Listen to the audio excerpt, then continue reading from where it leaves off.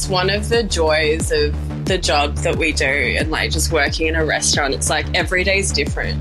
Every day there's like something different you have to face, like a different challenge. There's always different customers coming in with different needs. It's like that's one of the perks of the job. We continue our week-long mini-series at Carlton Wine Room in this chat with Sayaka Bilcich, bar manager and junior sommelier. Sayaka grew up in Perth with parents who worked hard in their food businesses. And though her path hasn't been deliberate or overly strategic, she believes in hospitality as a pillar of society that should be valued and appreciated more. And at Carlton Wine Room, she's getting the validation and opportunity that makes it all feel like the path is right. My name is Sayaka Bilcich and I work at the Carlton Wine Room. And I am currently bar manager and junior sommelier. So I grew up in Perth and my mum had immigrated from Japan and my dad was working as a truck driver at the time, and then they got married and dad just hated his job and mum like had a sit down with him and was like, what do you enjoy doing? So dad was like, I love cooking. So mum pushed him to go to TAFE. He got his chef certificate. So me growing up, dad was a chef in this like Japanese restaurant in Fremantle. And then they bought a deli. I think it's called like a milk bar in Victoria, but they bought a deli and started doing like school lunches and stuff, and then decided to start a business. So they started Sayaka's Kitchen, which was a sushi manufacturer from the deli. And then they ended up selling the deli, continuing on with Sayaka's Kitchen. And then now they're doing sauces. So me growing up, I grew up surrounded by like parents that were in hospital, I suppose, and just such hard workers, like loved food. I grew up loving food. Sayaka's mother is Japanese, and Sayaka moved over there not long after she left school. The years overseas have given her a depth of hospitality experience, but they've also affected her personal qualities, even the way she behaves with her friends. When I graduated from high school, I moved to Japan pretty much straight away. And because of the language barrier, there wasn't many options in terms of like work. I definitely didn't want to be an English teacher. It felt like I was just doing what everyone else was doing.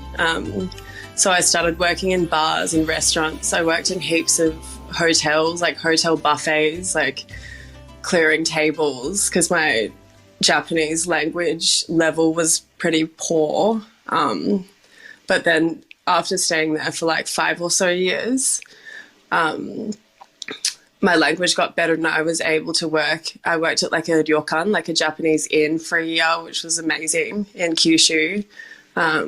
Worked in several like restaurants. I managed a restaurant in Niseko in Hokkaido, other end of Japan, for a couple years. I think the time in Japan has definitely, as much as I sometimes think it hasn't, it's really like affected my customer service, you could say, but also the way I treat my friends. They're a very like giving culture, even within their hospitality, and they expect nothing back and they work very hard. So I definitely think that my work ethic, you could say,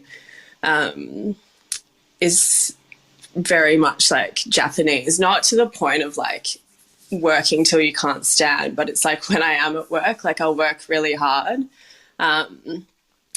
And yeah, I've noticed a few things in my like personal life as well, just with friends. Like I love buying them gifts, and I think about my mum or like friends in Japan. It's such a Japanese thing to do, just like not for an occasion, but just because you thought of someone to buy them something and gift it to them. I think cleanliness as well, I can be a bit OCD. That's definitely stemmed from spending so much time there. And then after moving back to Australia, having the opportunity, because it's an English-speaking country and that's my mother language, I really wanted to study wine. But at the time in Perth, there wasn't a lot of opportunity to study wine, so I decided to move to Melbourne. And yeah, moved to Melbourne, worked at a few different, maybe one other place, two other places before Carlton Wine Room. And then I've been at Carlton Wine Room since 2018. Front of house can seem like the perfect job for an extrovert. But what actually are the personal qualities that make a good waiter or bar person? And how does Sayaka balance out the loud and the quiet, the slow and the fast? I honestly think for them it would have been that I was eager to do whatever it took. Like I was eager to pick up shifts and work really hard, and I also really wanted to learn. And I'd do whatever to be able to be given the opportunity to learn, I suppose. I've always been unsure, like, if I'm an introvert or an extrovert, and I think with COVID, it's, like, definitely confirmed that I'm a massive introvert, but I'll be extroverted around people I'm comfortable with or for my job. But I definitely need the time alone. Like, after a week at work, because I live by myself, I just need to be alone for at least 2 days to recharge the batteries. And then I can be switched on. But it's funny how it comes. Like when you're at work, I think it's just the energy. It's like, it's not that I'm not being myself, but I'm like an elevated version of myself. And I think we're also blessed that it's a place that's busy most of the time. So you're always doing stuff. Like I know for myself, as soon as it's quiet, I just become a slug. Like that alter ego just like dissipates. It's like, wow, I said I was hardworking, but I actually have no motivation to do anything. I think pressure is important for me in my life to move anywhere, especially at work. Restaurants have an ever-shifting rhythm, and smooth operation depends on rigorous organisation. What's Sayaka's role in keeping Carlton Wine Room humming? So it really changes day by day. A typical day, just dependent, but say on a Monday, roll into work, set up the restaurant, clean the restaurant, do ordering for the bar, make sure everything is in place, start service, prep bar staff or wine staff for that day and the following days, continue with service. And yeah, that's what a Monday would look like. It just really depends on how busy it is. Like the weekends, roll into work and there's really no time to do anything back of house. So you're mainly in service all day and all night. But the shape changes definitely from day to day, especially this time of year. I feel like you're just busy catching up on both back in house and front of house stuff every day. During service, so everyone in the building essentially does everything, like regardless of what section they're in. So if the door goes, you go to the door, see what that person's going, if they want a table, if they're in a function, yada yada, take them to their table, offer them a first drink, settle them in, go back to your section, brief the table on food. If you're in a section or if you're in the bar, make drinks that are coming through, serve people sitting at the bar. If you're somming, then obviously you'll go to tables that need attention for wine or beverage, etc. But everyone really pulls their weight and does everything. If the bell goes, you grab the bell. If the toilets need restocking, you restock the toilets, that sort of thing. Everyone we've interviewed at Carlton Wine Room has spoken in glowing terms about the culture, closeness, warmth and support. What are Sayaka's views on the feeling at her workplace? The team feeling is amazing. I've worked hospo my whole adult life, and I've never worked somewhere where it really just feels like one big family. Everyone works as hard as the other. No one holds on to information. Like everyone teaches each other things, say like Trav or Andy. They pass on everything that they can pass on to us. And I think because work ethic is so high and it's such a demanding building structurally. Like, it's so big and we get so busy. It's really important that we are all just very close and respect each other's work. The number one thing that sticks out to me is just feeling valued in my position and as a part of the team. I think in the past, I've maybe not felt as valued, whereas every day you walk into work and we're literally all so close and just like a family dynamic, you could say. Sayaka didn't know much about the wine world until she was living in Japan, working at an upscale snack bar where the proprietor was obsessed with wine. She soon realised that wine culture is huge in Japan, and the learning opportunities unfurled before her. One of my first hospitality jobs in Japan, it's funny because my Japanese skills weren't amazing. So I was looking through this job pamphlet called Town Work, and I'd settled on getting a bar job because they paid kind of well, or better than working in an izakaya. So I saw this ad for a snack bar. I was like, oh, cool, a bar that serves snacks. I went to the interview and it was in one of those huge 12-story buildings. Open the door and it's an 8-seater bar, and there's this woman in a suit with a mini skirt on and curled hair, this hot 45-year-old woman. And she was like, oh, hi, are you here for the interview? I was like, holy fuck, what have I done? So I actually ended up working there for 2 years. It was a snack bar in Japan's you serve old dudes whiskey and light their cigarettes and sing karaoke. And it was actually such a good way to learn Japanese. Anyway, so she was obsessed with wine. Her fiance, he owned this huge wine bar down the road. So whenever we'd knock off, we'd go there. And I knew nothing about wine. I grew up with my parents, they don't drink. But just being surrounded by her and whenever a customer would bring in a new vintage of some American producer, Opus One is a really strong memory. I just think it was so cool. And then in Japan, they celebrate Beaujolais Nouveau Day at the start of November. It's such a huge thing. So restaurants will have events for it. The 7-Elevens will exclusively sell the new release Beaujolais Nouveau, and everyone gets super excited.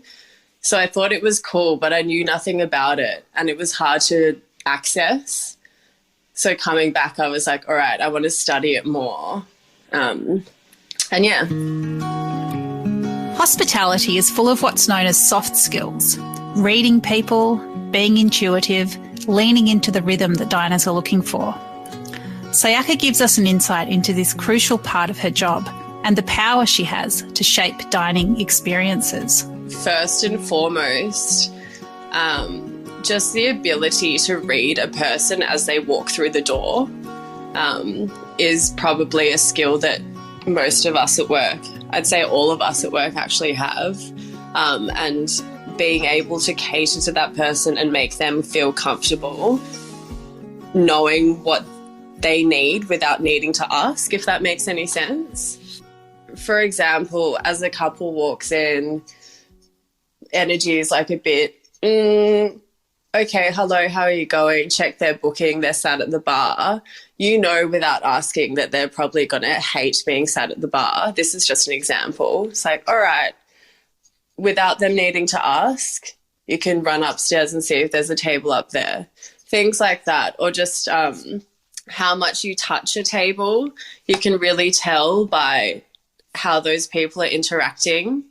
I think people that haven't worked hospo don't realise how much of their experience is controlled by the wait staff, whether it be the timing of the food, the choice of beverage, etc. It's quite amazing. The more I work and the better I get at my job, I have more of an understanding of how much we do actually, how much control we have over a dining experience. And then the more like wine study I do, or more back of house study I do, stuff I do, I just see how everything's connected. And yeah, it's crazy. I'm not explaining very well, but it's a lot of stuff. It's funny. It's like the more you work, you can just tell straight away with people like what sort of diner they're going to be. But often you can turn it around like pretty easily. It's this crazy thing. Another one actually is you can tell tables that are going to miss their out by like straight off the bat. That's like, that's something that you can pretty much tell straight away. So they're the tables that you need to, without being pushy, like give a little push at the start so they get everything that they need before it's time for them to leave the table and for the next seating to come.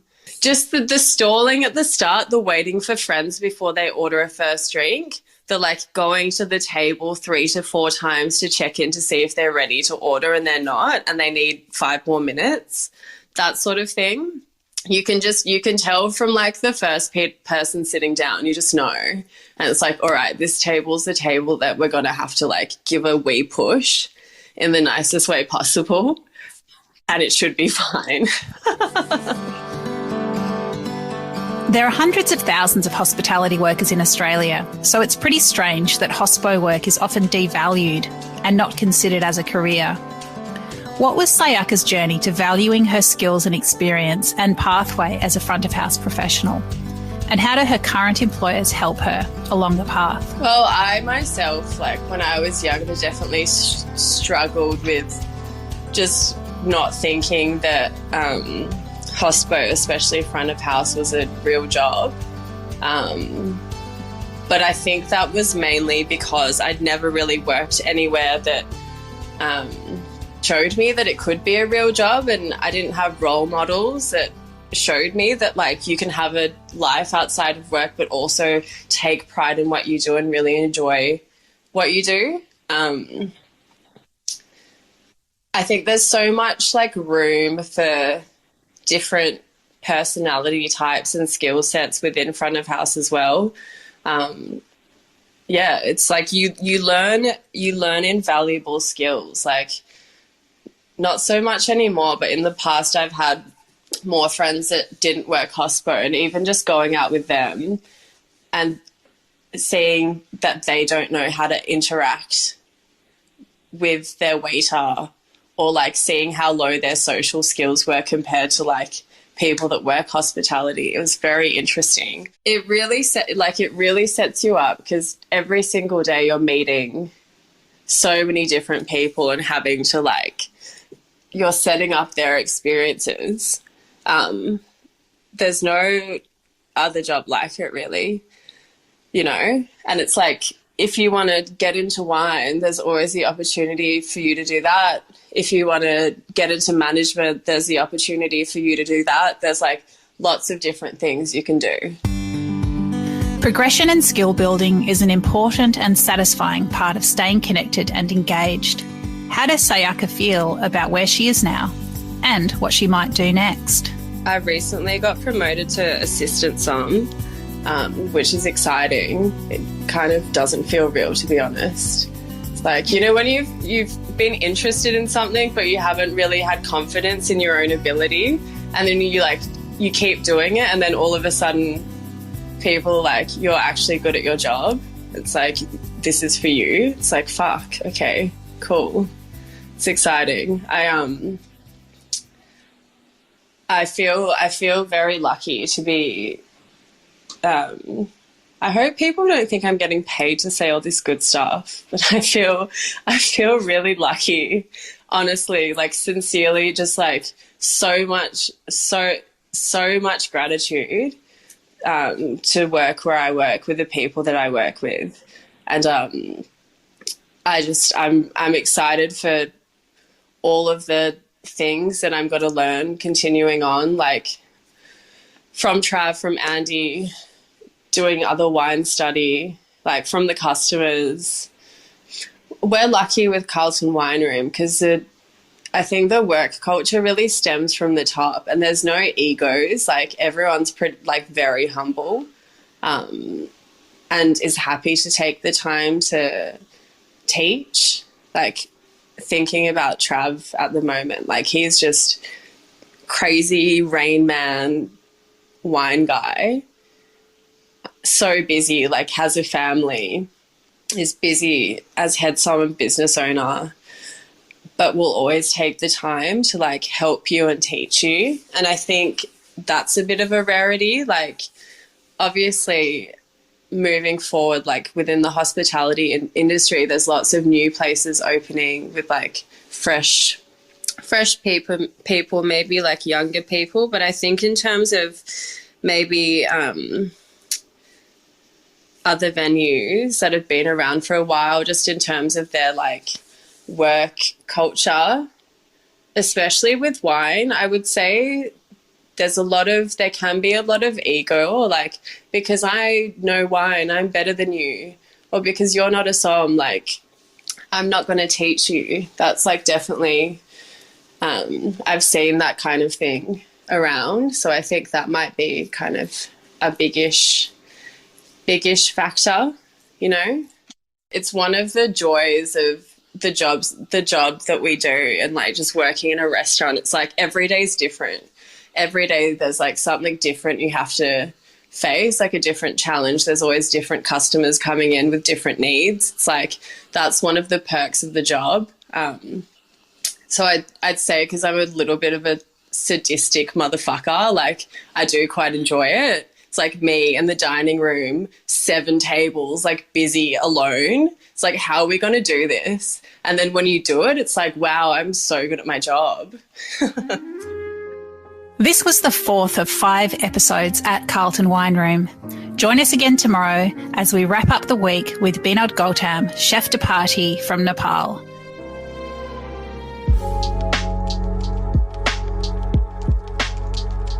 This is Dirty Linen, and I'm Dani Valent.